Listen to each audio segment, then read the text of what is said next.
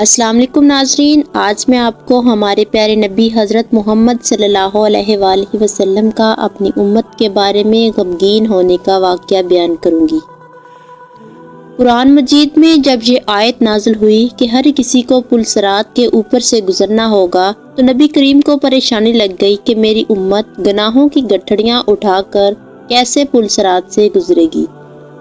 नबी करीम रोते रोते मदीने से बाहर चले गए, फिर जंगल में आ गए और फिर पहाड़ पर चढ़ गए। इस पहाड़ पर एक गार है जिसे गारे हिरा कहते हैं। नबी करीम रोते रोते इस गार में आ गए। आप 3 दिन गार में ही रहे। हजरत अबू हुरैरा फरमाते हैं कि मदीने में सहाबा कराम परेशान हैं कि नबी किधर गए हैं। आप फरमाते हैं सहाबा कराम रो रो कर एक दूसरे से पूछ रहे हैं कि नबी करीम किधर गए हैं। किसी को पता नहीं कि नबी किधर हैं। हजरत अबू हुरैरा फरमाते हैं कि मैं रोता हुआ मदीने से बाहर आ गया, फिर जंगल में चला गया। मैंने देखा कि वहाँ एक आदमी बकरियां चरा रहा है।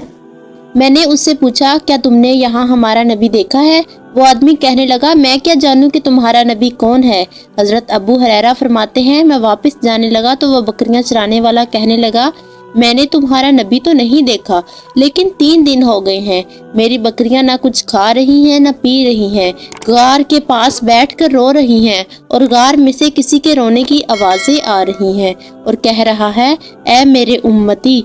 हजरत अब्बू हुरैरा फरमाने लगे, वो तो हमारा ही नबी है जो उम्मत के गम में रो रहा है।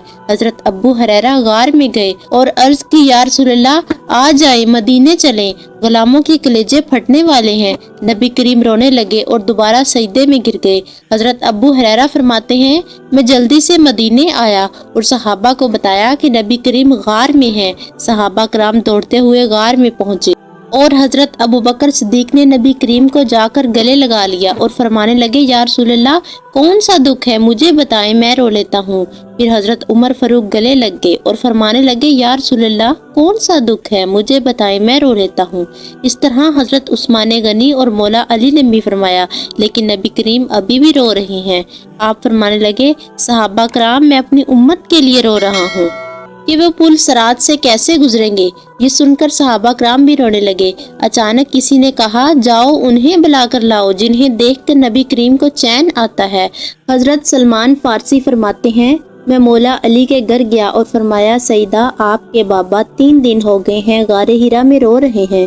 हजरत सलमान फारसी फरमाते हैं सईदा मदीने की औरतों के साथ गारे हिरा की तरफ जाने लगी तो मैं ये देखकर हैरान रह गया कि कौनैन की शहजादी ने जो चादर मुबारक ली हुई थी, इस चादर पर जगह जगह प्योंद लगी हुई थी। सैयदा फातिमातुज़ ज़हरा जब गारे हिरा में गई तो अपने बाबा के सीने लगकर फरमाने लगी, बाबा, आपको तो एक दिन मुझे देखे बगैर चैन नहीं आता।